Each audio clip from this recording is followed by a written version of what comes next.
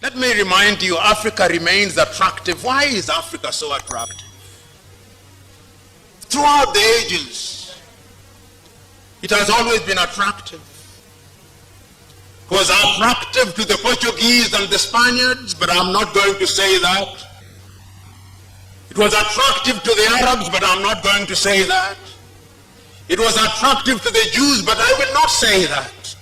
What I'm going to say that is attractive again, it is so attractive that every 2 years the Japanese call our leaders to Japan. That is how attractive Africa is. They call them to Japan in order to discuss how Japan is going to work with Africa for the benefit of Africa. I do not believe it. It must be for the benefit of Japan.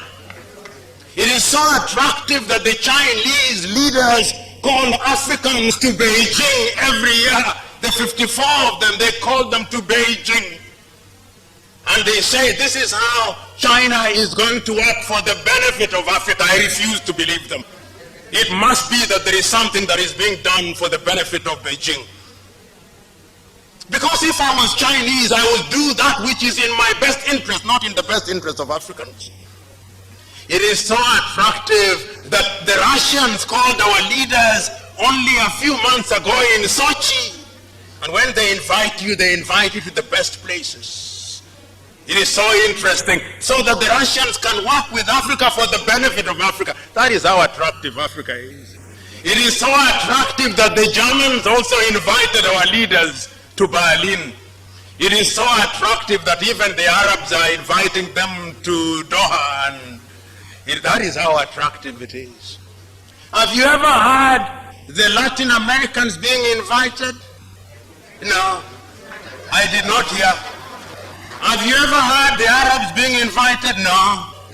It is only Africans who are invited. That is how attractive Africa is. Is it a bad thing? Depending on what you think. We can use it to our own advantage, or we can allow them to use it to their advantage. You know, when I look at Africa and I look at her in the continent, in the context of how attractive she is, another word comes to my mind called globalization. When we talk about globalization, you talk about globalization as if it were a new word. It is not. Africans were once globalized as a commodity in the slave market. We were sold everywhere in the world. That was globalization. That was globalization. Then we were globalized again through colonization. Then we were globalized again through neo-colonization. Now we are being globalized in the context of opening our markets. It is Mwalimu Julius Kambarage Nyerere who in one of his many enlightened moments said, when I hear the Europeans saying that we should open our markets in the name of globalization and they say that the rules are the same, I laugh, Mwalimu said. And he said, it is like a boxing match. The rules are the same. But you don't put a heavyweight boxer and a lightweight boxer and say the rules are the same. It is murder. Allow me to be melodramatic. You imagine the United States of America with a GDP of anything between 14 trillion and 15 trillion is now entering into a bilateral arrangement with Lesotho, whose GDP is 2 billion. And you say the rules are the same. It is a joke. It is murder. Because the revenue that is generated by the city of Los Angeles alone in one day is more than the GDP of Lesotho. So we are being told to open our markets, and when we opened our market, you saw what happened? Our textile industries died. The large textile industries that we knew about in Kaduna, in Nigeria, died. Our cotton industries died. Our sugarcane industries died. Our waters, even water nowadays, water. Dasani, Coca-Cola gives us water. Water. You go to hotels in African countries, the water that we drink has the standardization, not this one. This is from UCC. But this is the exception rather than the rule. This is the exception. The rule is water. Dasani, sitting in Atlanta, Georgia, determining what water we take, we of the middle class. Making Africa work is my subject.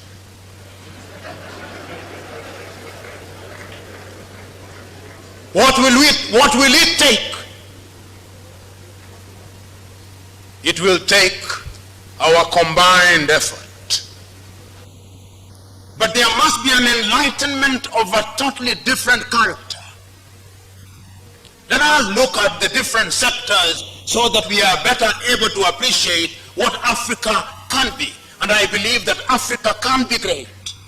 I believe that Africa is capable of looking at our agriculture, because if a people cannot feed themselves, they cannot be at the dinner table of civilization. Today, Africa cannot feed herself. Here in Ghana, they love rice. They produce a little and import most. Here in Ghana, they love ketchup, but I suspect they import some. Here in Ghana, they love chicken. They produce some, but I suspect they import some. In Nigeria, I suspect they love meat, and I suspect they import some. They love rice. Here in Ghana, I know they produce cocoa and they love chocolate, but the chocolate they make, they don't like very much. They import chocolate from Switzerland. So until the day that we begin to like what we produce, so that we add value, I look forward to the day when the greatest chocolate making factories will be here in Ghana, and the next will be in Togo, and the next in Cote d'Ivoire. It can be done. Which calls into question, what are our universities of agriculture doing? Are they involved? Are they included in the agenda of making Africa gain? And I'm saying that history has demonstrated that when people decide to work in agriculture, they can actually do something about it.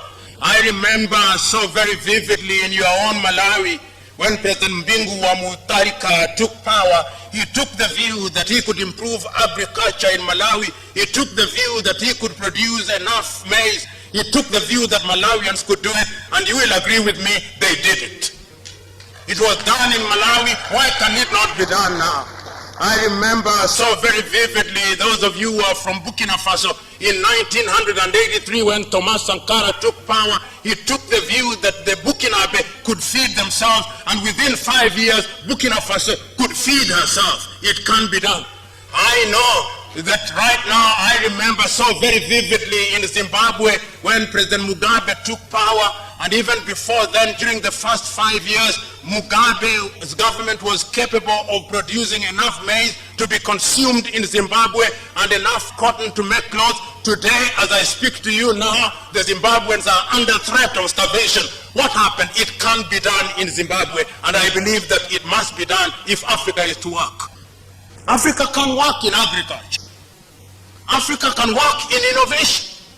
I'm very glad that in the last 1 year, in Makerere, Uganda, they have come up with a solar-powered bus. Ugandans can do it. I'm very glad that in Nigeria, only last week they unveiled a car that is made out of hydrocarbons. Nigerians can do it. I'm glad that in Morocco now they have the largest solar plant in the world. It can be done. I'm glad that in my own Kenya they now have one of the largest wind farms which generates power. It can be done. I'm glad that during the president of Akufo-Addo, Ghanaians have now abandoned one of the words they used to have in their vocabulary called Dumso. I'm glad. In other words, if you look very keenly, there are things that can be done. And I'm suggesting to us that in order to do these things, we must ask ourselves how it can be achieved. As I draw to the conclusion of my intervention, I now want to talk of the new threats. How can we make it? A lot of writing has been done in the recent past about Africa. There are certain things that Africa must do, and there are certain things that Africa must not do. The belief that we can borrow money from multilateral institutions and become rich is misguided. Zambia Tambisa Moyo in a book Dead Aid tells us it cannot be done. That is the route not to take. The belief that we will follow a model that is conceived on our behalf by European universities is misguided. I want you to read the book written by a Korean called Ha Jun Chang, The Bad Samaritans, in which he argues that each country must find a model that suits our own circumstances. It can be done. I want also to remember a book which all of you must have read, written by my own Kenyan friend, Dr. Kalesta Juma, The New Harvest, in which he says that Africans must invent and innovate. I want you to read a book written by Olusegun Obasanjo and Greg Mills, among others, Making Africa Work. Africa can be made to work. But Africa will only be made to work when she is conscious of her current position. Which brings me to a question that we must now pose. What is the danger of other powers operating in Africa? Do they threaten our being? And I'm now talking about China. China is a very interesting country from which there is a lot of things to learn. But she's also a danger to the continent if we are not careful. What is there to learn from China? The thing to learn from China is that during our lifetime, the Chinese, through their ingenuity, have succeeded in lifting nearly 800 million people out of poverty. What did the Chinese do? Is there something that we can learn from them? I think there is. Those of you who have the advantage and the privilege of serving in government, ask yourself, what did the Chinese do that within our own lifetime they succeeded in doing that? And they are everywhere, the Chinese. They know what they want. I think the first thing that you must do, you must know what you want. You know, last year I was sitting and watching a Chinese news channel, and if you want to understand what others who are potentially your friends and enemies are doing, you must listen to their news. I was watching the CGTN, and I was listening to the 6,000 delegates in China sitting and thinking about China, how China will deal with Africa and the world 100 years from thence. The people who are there will not be alive. In many African countries, if you tell them to think about what will happen tomorrow, they say only God knows. No.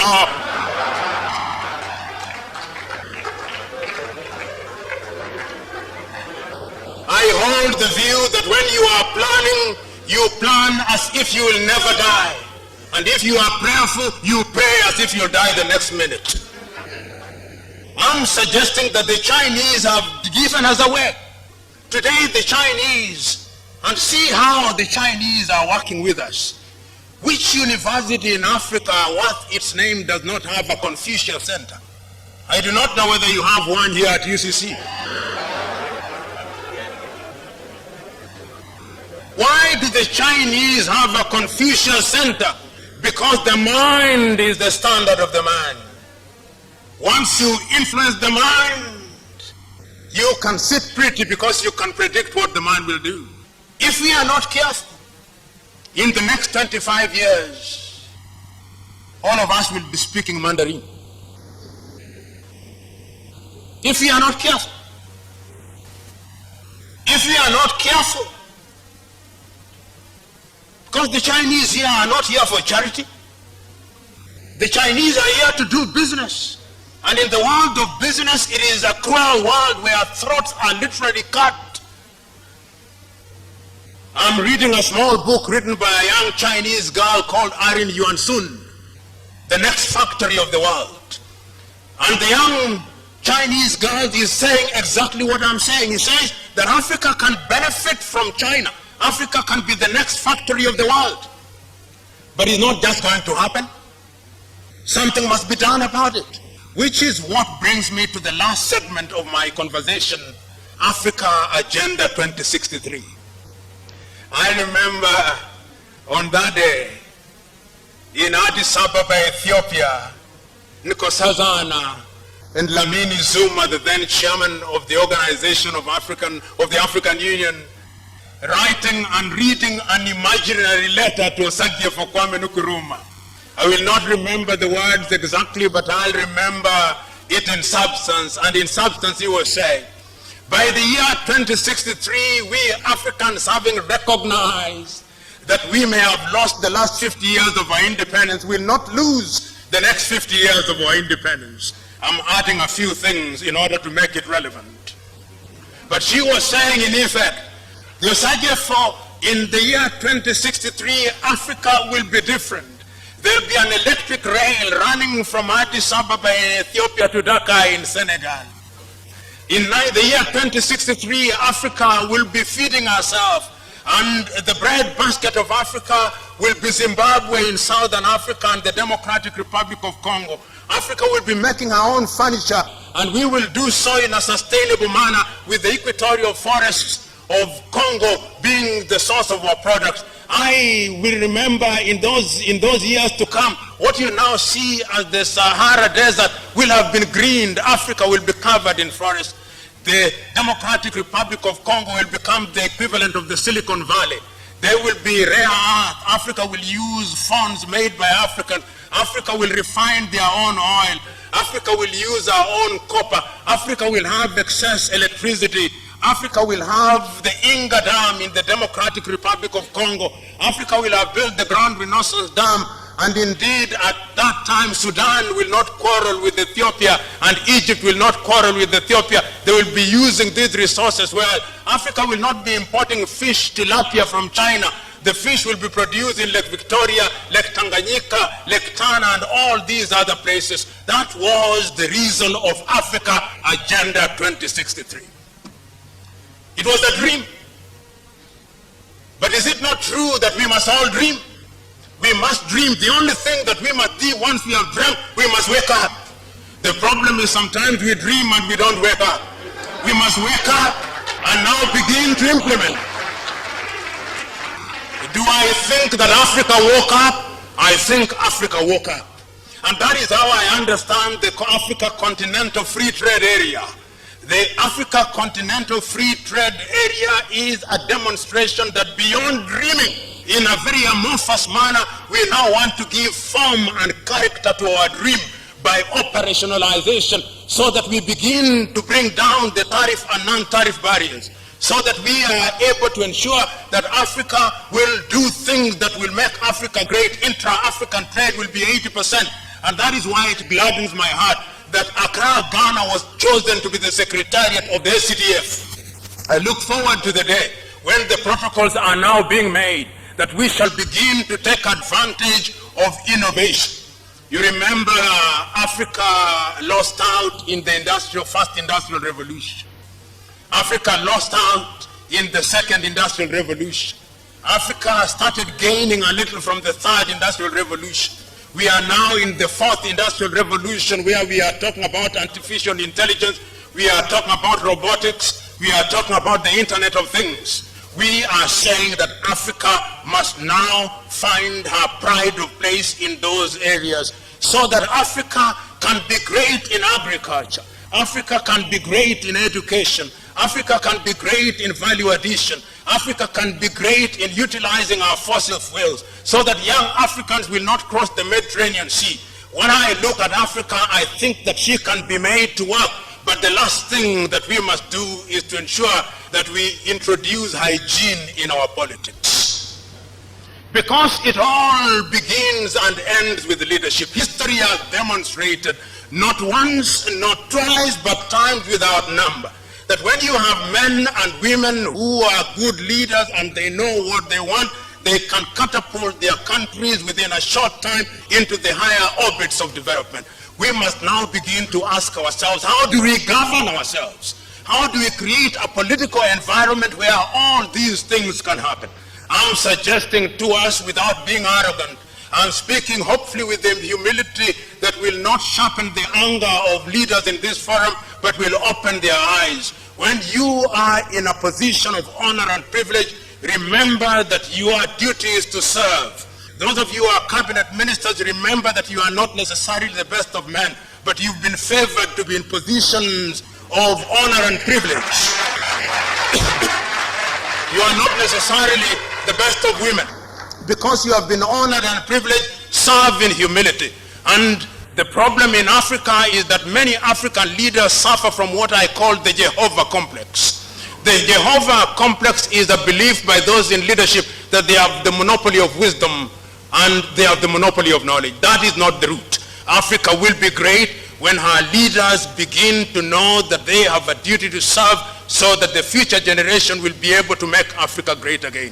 Africa can be great. Africa will be great. Africa will be great in agriculture. Africa will be great in our industries. Africa will be great in our education. Africa will be great in all other things. But the last thing that Africans must do is to decolonize our minds. We must liberate ourselves from this misguided view that we cannot achieve. We can achieve, we have achieved, and going forward, working together, we will achieve. God bless.